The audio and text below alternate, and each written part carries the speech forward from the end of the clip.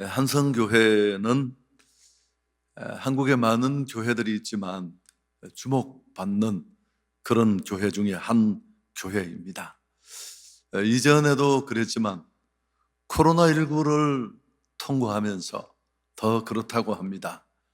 모두가 이 코로나의 짙은 어둠 속에 웅크리고 주저앉아 있을 때 우리는 묵묵히 교회가 해야 될 사역들을 감당해 왔습니다. 지난 주간에 역시 이런 어려움 속에도 우리가 진군식, 2022년 행축을 위한 군대로 일어나는 진군식을 했습니다. 몇 번 말씀드렸습니다마는 올해부터 한성교회 행축을 그대로 받아 사고 싶은 교회들이 있어서 세미나도 하고 1차가 출범을 했는데 16개 교회 정로들이 현장에 오지는 못했지만 줌으로 참관을 했고 현장에도 몇 교회가 왔습니다. 그래서 같이 예배를 드렸는데 그들이 진군식을 참가하고 준 피드백을 보면 참 감격스럽습니다. 현장에서 참관하길 잘했다. 가슴이 뛰었다. 코로나 시기에 이렇게 많은 사람들이 모여 이렇게 역동적으로 진군식 하는 걸 보고 그 규모의 열정에 놀랐다. 성도들이 전도하는 동기를 받는데 많은 도움이 될 것이다. 적극적으로 참여하는 모습이 감동적이다. 여러분, 너무 많이 여러 번을 이 진군식을 경험한 담임 목사인 제가 봐도 감격스러운데 그분들에게 얼마나 충격적이고 또 감동적으로 다가왔을지 충분히 제가 이해할 수 있습니다. 근데 그렇지만 또 약간 다르게 보는 시각도 있습니다. 한성교회는 너무 별나고 이 어려움 속에 무슨 그런 일을 하고 뭐 이런 평가. 특별히 한성교회에 동력을 하고 싶고 관심은 있지만 주저하는 그런 사역자들이 많습니다. 그들이 가지고 있는 가장 큰 부담이 뭐냐 하면 배우고 싶고 함께하고 싶은데 거기 가면 힘든다고 하던데 그 힘은 대부분 저로부터 느끼는 힘이겠죠. 그래서 이제 우리 강유미 목사님도 갑자기 담임으로 가고 홍 목사님까지 가니까 우린 날벼락을 맞은 거예요. 그래서 뭐 이 중간에 어디서 사역자를 구하겠습니까? 이력서를 받고 인터뷰를 하는 중인데 우리 홍 목사님에게 한 분이 문의를 하면서 여러 가지 걱정을 하길래 그랬대요. 그 잘못된 소문입니다. 우리 목사님은 아버지 같은 분이십니다. 그랬다고 합니다. 여러분, 누군가로부터 아버지 같은 분이라는 소리를 듣는다면 이건 최고라는 뜻이죠.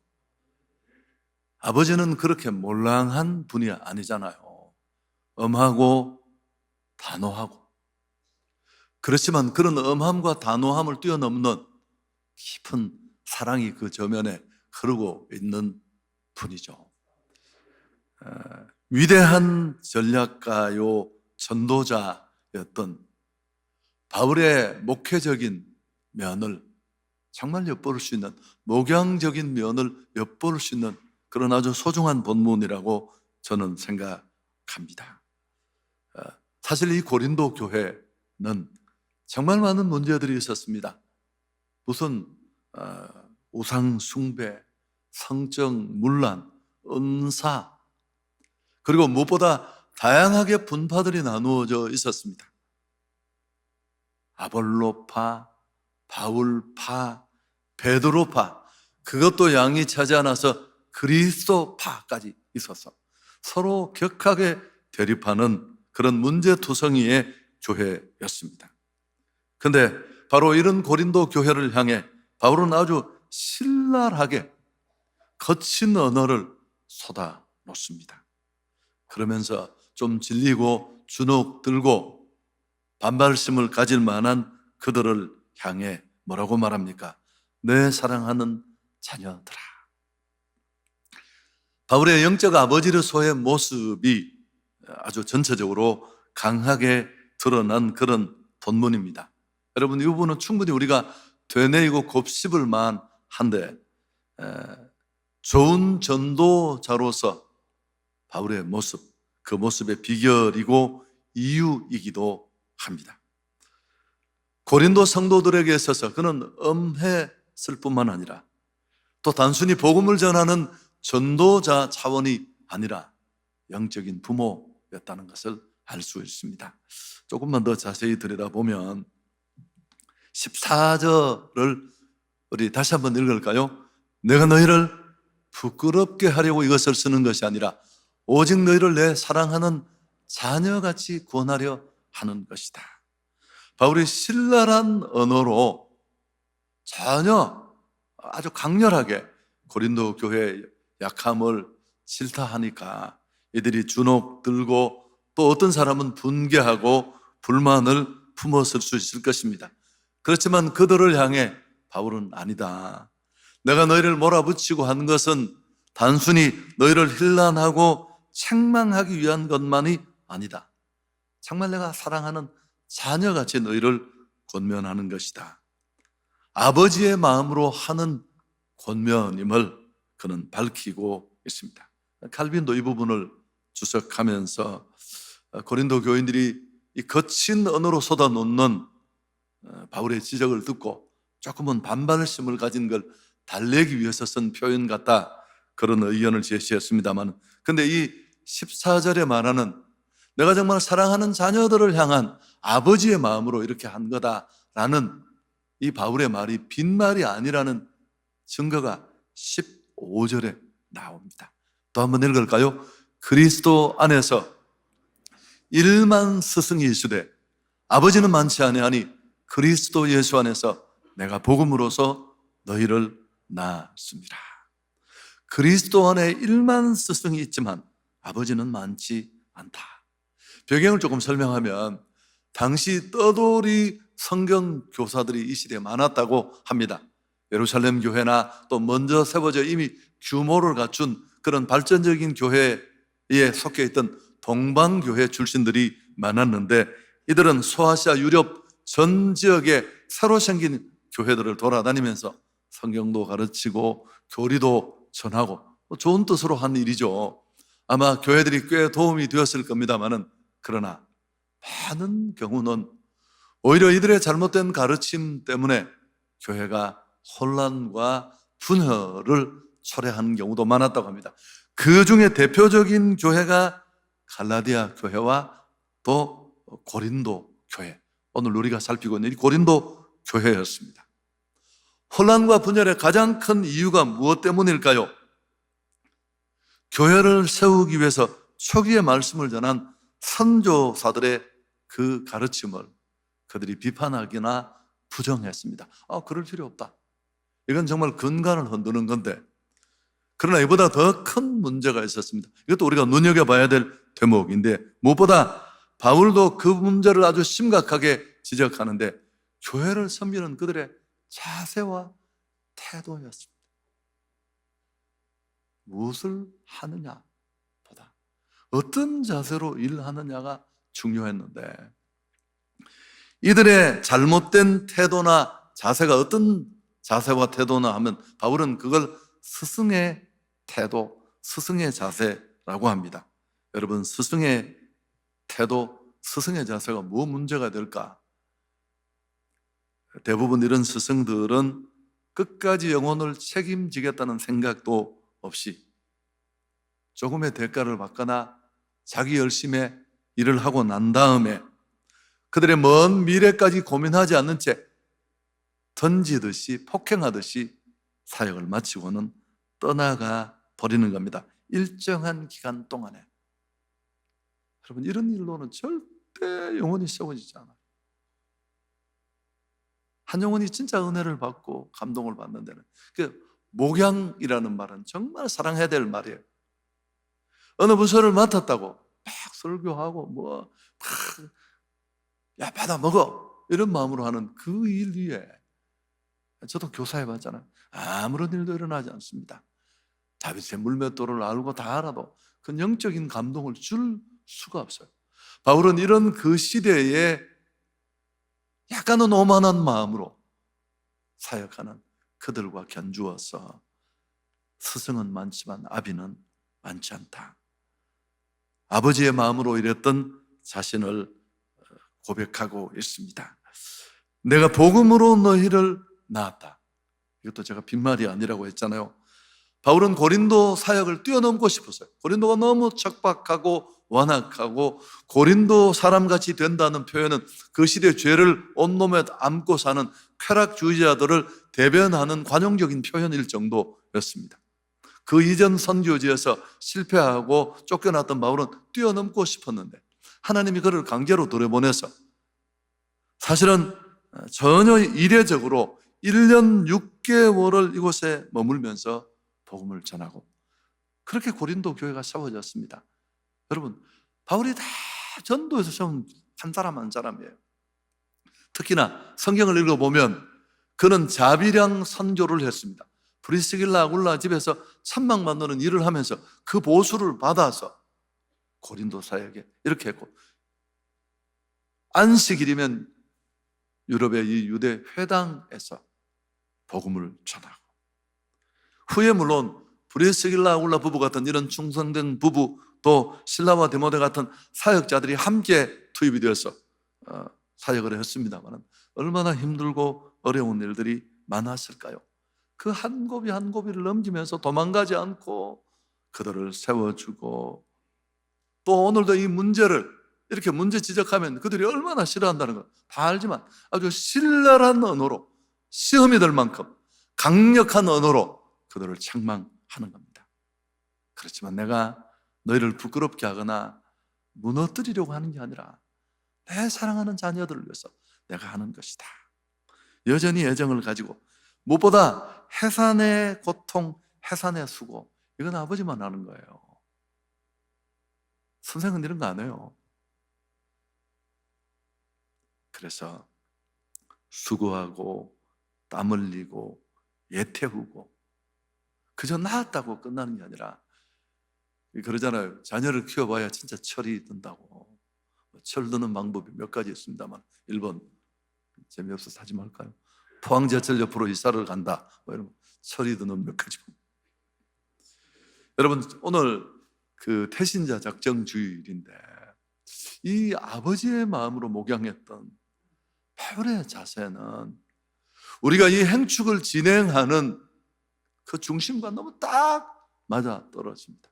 그래서 오늘 이 본문을 우리가 텍스트로 두고 이 바울의 아버지의 마음을 우리 가슴에 품고 지금까지도 그래왔지만 오늘 한번 태신자 작정에 임하는 우리의 마음을 또 다잡았으면 합니다. 이 16절에 보면 바울은 내가 너희에게 권하노니 너희는 나를 본받는 자가 되라. 이게 바울파가 되라는 게 아니에요. 바울에게 먼저 복음을 받았다고 바울파, 그 다음에 아볼로가 와서 아볼로파, 또 베드로가 했다. 그러니까 나는 직통파다, 그리스도파까지 생긴 거 아닙니까? 바울이 너희가 나를 본받는 자가 되라는 건 나를 따르는 파가 되라는 뜻이 아니라 그리스도를 본받는 자신의 모습을 따라오라는 겁니다. 그리스도를 본받는 바울의 모습이 어떤 모습입니까? 제가 지금까지 설명드린 단순히 지식을 전하고 복음을 던지듯이 던지는 자가 아니라 아버지의 마음으로 영혼을 가슴에 품고 고비를 넘기고 쓰러지면 다시 세우고 강하게 책망도 하지만 사랑으로 끝까지 세워 일으켜주는 이런 목양의 자세를 말합니다. 그래서 사실 바울은 여기서 한 생명이 죽게 돌아오는 일을, 또 복음 사역이나 전도를 영적 출생에 비유했잖아요. 우리가 이 모티브를 가져왔으면 좋겠습니다. 부모와 스승의 가장 큰 차이는 하나는 도망을 가는 겁니다. 부모는 도망을 갈 수가 없어요. 어떻게 도망을 가요? 그래서 해산의 고통을 기꺼이 감당하고 길을 끝까지 만들어 주잖아요. 그래서 잊을 수 없고 무너질 수 없는 관계가 되는 겁니다. 한국 교회는 복음을 받아들이고 짧은 시간이지만 가파르게 성장했습니다. 70년대, 80년대 부흥사경의 엑스플로어 같은 대형 집회 등을 통해 수많은 사람들을 주님 앞으로 인도했습니다만 80년대에 들어오면서 총전도 주일이라는 형태의 전도운동이 한국교회에 무서운 폭풍을 일으켰습니다. 수많은 사람들이 그렇게 교회 붐으로 돌아오고 한국 교회 강하게 일어나는 성령의 역사와 함께 많은 교회들을 성장시켰습니다. 성장하지 않는 교회는 없었습니다. 얼마나 빨리 성장하느냐라는 문제가 있었을 뿐이지. 근데 이제 힘이 많이 빠졌잖아요. 경제 성장과 함께 교회를 필요로 하지 않는 사람들이 많고 많은 교회들이 정체 내지는 답보 줄고 있는 이런 상황, 또 코로나의 직격탄을 맞았으니까요. 그래서 이제 최근에 관심을 끄는 전도의 패턴이 태신자를 통한 전도 방법입니다. 여성이 아기를 잉태하고 또 10달간의 뱃속의 시간을 잘 보내고 건강한 아이를 출산하는 이 과정을 모티브로 한 전도 전략입니다. 여러분, 저는 총동원주의를 공격하지 않습니다. 그렇게도 많은 사람들이 주님 앞으로 돌아왔습니다. 그렇지만 총력 전도주의에 조금은 일회성에 그치는 그런 스타일, 또 더 나아가서 결실도 적고 효율성도 좀 떨어지는 그런 방식이 계속적인 전도의 동기부여가 되기는 어렵다라는 이런 단점에 착안을 하고, 또 한국교회가 힘이 빠지니까 그런 방법으로는 쉽지 않으니까요. 이제 태신자 방식을 통한 전도 방법이 부각된 것입니다. 여러분, 이건 철저하게 관계 중심의 선진형 전도 방법입니다. 한 사람이 복음을 받고 주님 앞으로 돌아오는데 가장 크게 영향을 미치는 사람이 누구였을까요? 물론 노방전도, 길거리 전도나 또 가가오를 방문하는 축호 전도를 통해도 주님 앞으로 돌아옵니다마는 대부분은 가족과 친지, 이웃이었습니다. 통계를 내보니까 86%가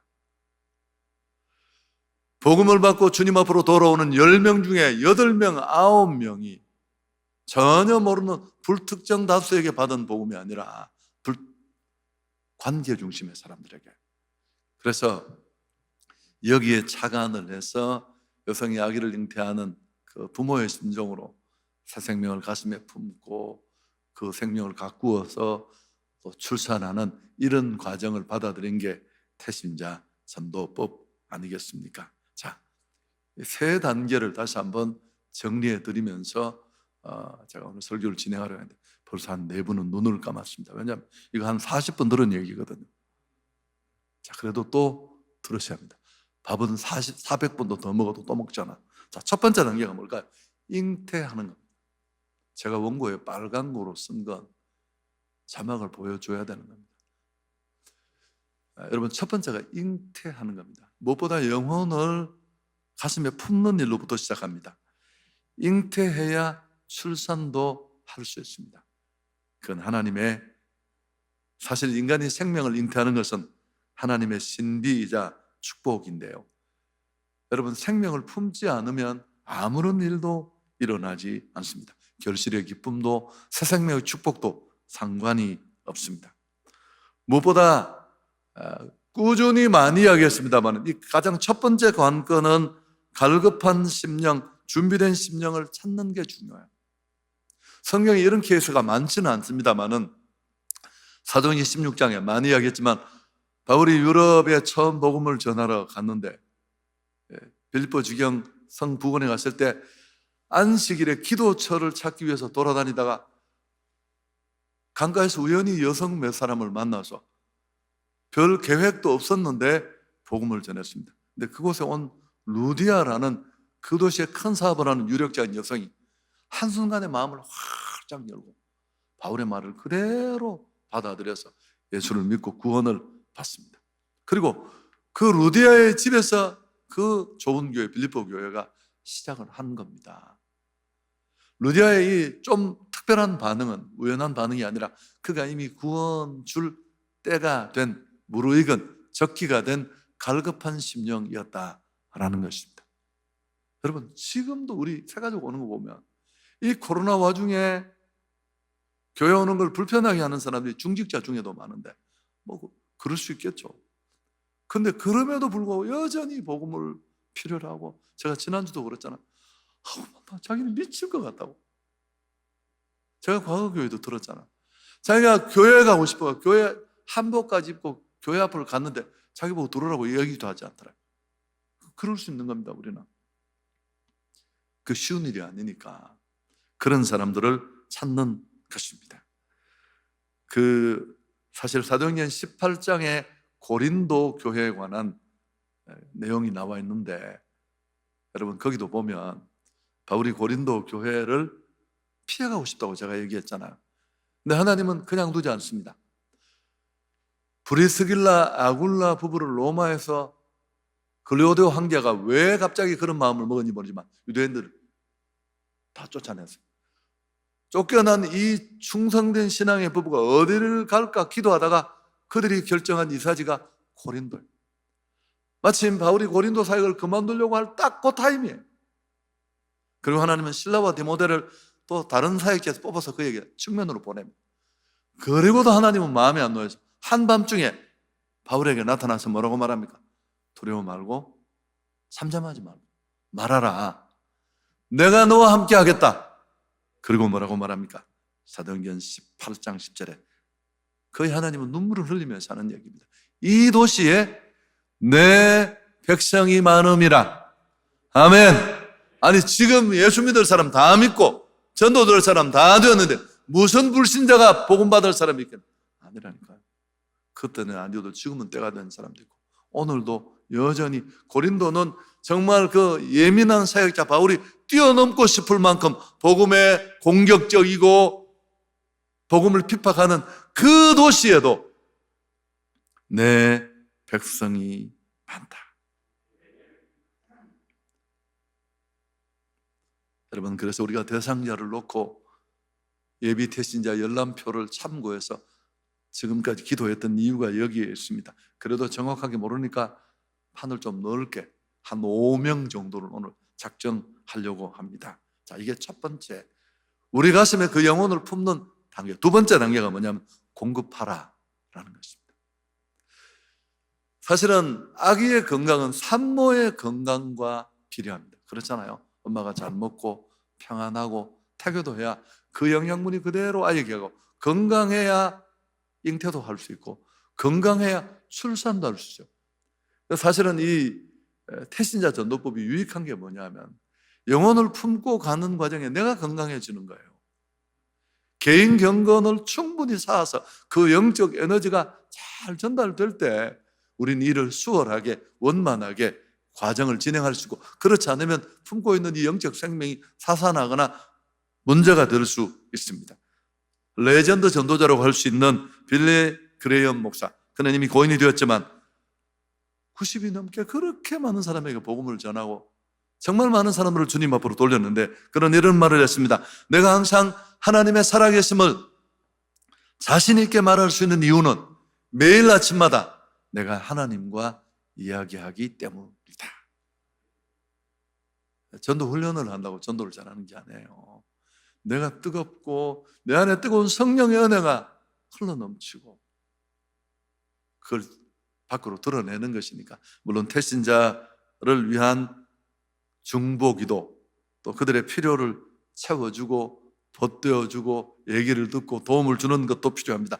여러분, 행복 매뉴얼 지난 주간에 제가 많이 강조를 못했는데 여러 가지 때문에 그 모바일 매뉴얼 꼭 카톡에나 여러분이 다운을 받아서 가지고 다니면서 거기 보면 선물하라, 커피 마시라, 또 문화행축에 초대하라, 뭐 이런 코스를 따라 그런 것들을 다 배려해 놓은 장치이니까 문자도 보내시고 그렇게 하시면서 관계를 정진할 필요가 있습니다. 전도는 입으로만 되지 않습니다. 생명을 살리는데 기본적으로 사람의 마음을 움직여야 되기 때문에 또 중요한 일은 그분이 하시지만 우리가 잘 섬기고 대접하고 관계를 정진시키는 게 이제 두세 달 동안에 되어져야 될 일입니다. 자, 세 번째가 뭘까요? 이제는 출산하는 거죠. 잉태하고 생명이 정상적으로 자랐다면 자연스럽게 이 과정은 따라오게 되는데 시간만 간다고 되는 게 아니에요. 육신적으로도 아기를 품고 있지만 출산 예정일이라는 게 있잖아요. 이걸 넘으면 어떻게 해요? 가만히 두나요? 그냥? 아니죠.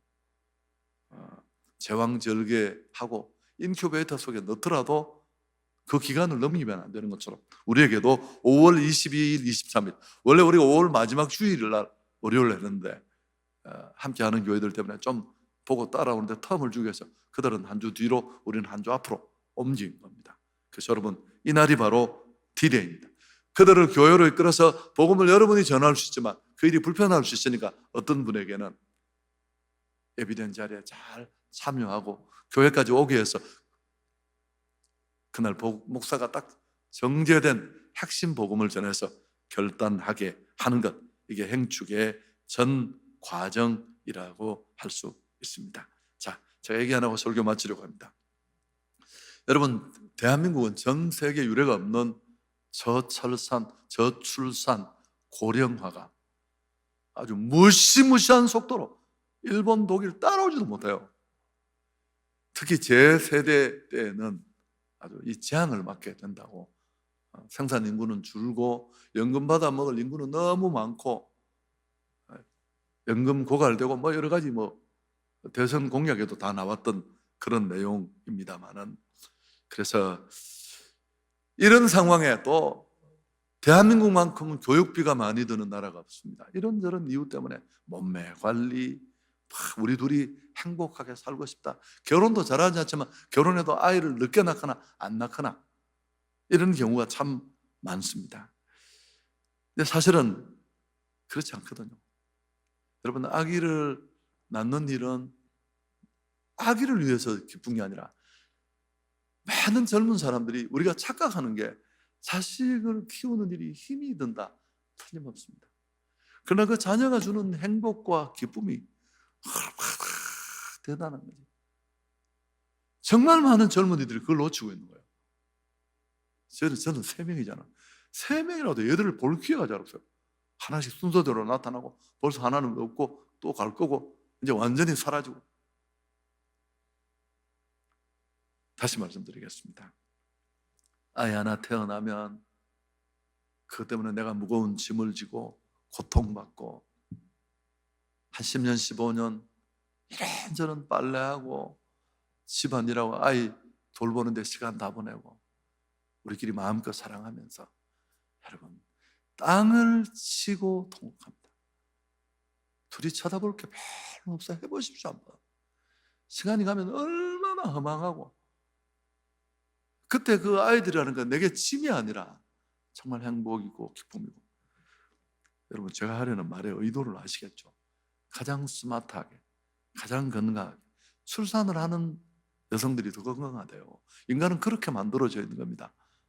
그래서 여러분, 우리가 영혼을 품고 새 생명을 만들고 선교 현장에 이 고달픔 속에 카드로 막 비용을 맞추어서라도 한번 가보고, 그게 하나님 나라에만 유익한 줄 알지만 사실은 그런 일을 통해 우리가 행복해지고 새로워지고 더 축복받는 삶으로 이어질 줄 믿습니다. 한성교회가 건강한 교회로 이렇게 설 수 있는 건 담임 목사 때문에 아니에요. 우리가 무슨 대단한 소양을 가진 레벨 있는 사람들만 모여서가 아니라 연약한 모습이 한두 가지가 아니지만 특히 저를 비롯하여 잘 못하지만 이 본질의 교회다운 모습에 생명을 전하고 나누는 이 본질에 충실하려는 이 몸부림이 이 많은 어둠 속에 교회를 교회되게, 건강한 교회되게 만들었다는 사실입니다. 아멘. 내 안에 영적 혼란함도 내가 복음을 힘있게 전하고 생명이 주께로 돌아오는 것을 볼 때 다 회복될 줄 믿습니다. 오늘 여러분, 우리가 이 말씀 붙들고 기도하고 꼭 태신자 품는 일에 여러분이 동참할 수 있기를 바랍니다. 하나님 영광을 돌리겠습니다.